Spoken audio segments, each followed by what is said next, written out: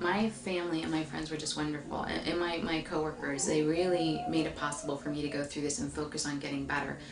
My mom was fabulous. She never doubted for a minute that I would beat this. I mean, the odds, were pretty bad.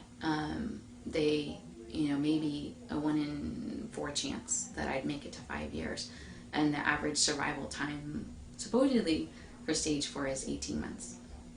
And they always say, and they say that it often comes back. It was in my liver, and so they prepared me. It's going to come back. This is what we're going to do. We're going to put a port in your liver. I mean, all really scary things. We're going to stick a needle in your liver, and we're going to freeze it, or we're going to microwave it. It's all scary stuff. But I was prepared for that possibility. But my family just, they never doubted that I would have a chance. And I always said, if the chance is 1 in 4 or 1 in 5, why can't I be the one? Not that there's anything special about me or that I'm better than someone else, but why can't I be the one? Why can't I fight to be the one? And that's what I did. I mean, every day that I went through chemo, every day that I went through radiation, I was so exhausted. I just said, I have a choice. Every day I can choose to live what little time I might have left with despair and depression, or I can live it with hope and joy. And every day I had that choice. And every day I just thought, I'd rather live with hope. I'd rather live with joy. And, somehow I made it through, that 8 months, and then got my life back, and I went to work, and I quit my job that I wasn't that happy in, even though they're a very wonderful company. In case you're watching this, Norton, you're a wonderful company, and I really appreciate everything you did for me. But, I finally went back to what I was trained for, to be a counselor, and I work in a school, and I really love it. So I made that change that I should have made. One thing I found that was kind of surprising is a lot of people don't know how to react to this. I had friends that I traveled to Europe with that after my cancer diagnosis I never saw again. I never heard from. I had friends that from high school. There was a girl that I went to high school with, and she was a little jealous of my boyfriend. She wanted him. But the minute she found out that I was sick, we hadn't talked since probably our junior year in high school, she was there. An email, calls, she was there for me. I mean, who would have thought that somebody that we had a jealous fight when we were 16 would be the one for me and not the one that I went to Europe for? And it's really surprising. Different people, some people can't handle it. You just need to prepare for that. Some people can't handle it, and some people can. And I think the biggest gift some of my friends gave me is they allowed me to be me, not the Heidi that has cancer, not the poor 31-year-old who is going through all this. They let me talk about it when I want. It was really, if you're wondering what to do for your friends who are going through this, let them be them. Let them talk about it when they want to.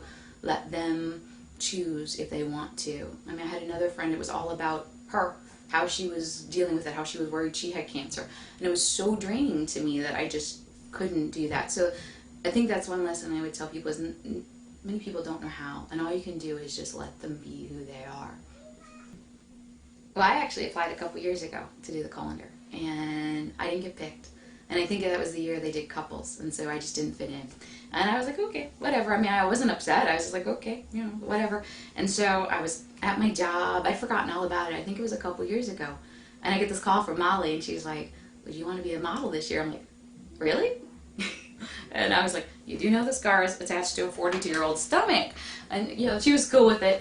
And I work for a school district in a conservative area. And so I just made sure everybody was happy with it. And then I said, well, let's go for it. Let's do it. And I came up here, and it's been a lot of fun. Everybody has been very supportive.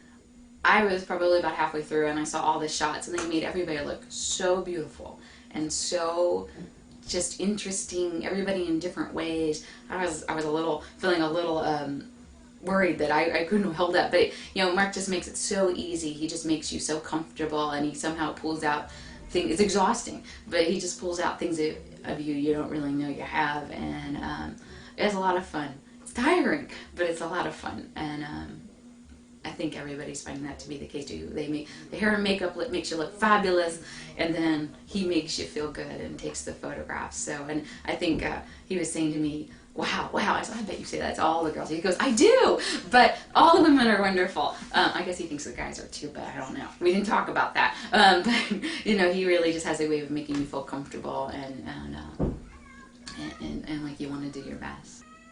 Yeah, I was diagnosed at 31, and it was really, I was in Florida, and it's a retirement area, and I would go to treatment, and there would be no one my age. No one. I mean, everybody was 50, 60, 70, and I just didn't feel like I had anybody who understood what I was going through. And finally, I found some communities online and found some people who were diagnosed at the same time, same age. But that's one thing that's really nice about this weekend. We'll sit there in the kitchen and we'll start talking about, hey, do you have this? Or did this affect you? Or how did you handle this? Or, oh, you have that still side effect, So it's been really nice to just come here this weekend and talk to other people and share stories and learn how it's affected other people. And I think that's the wonderful thing. Not only that we're trying to spread a message and help other young people fight this disease, but also to build a community, to share our stories and be that much stronger when we go back and know that we have this support, this network. And I think that's what's really important for anybody who thinks about doing this in the future. That's a lot of fun, and it's just a good experience.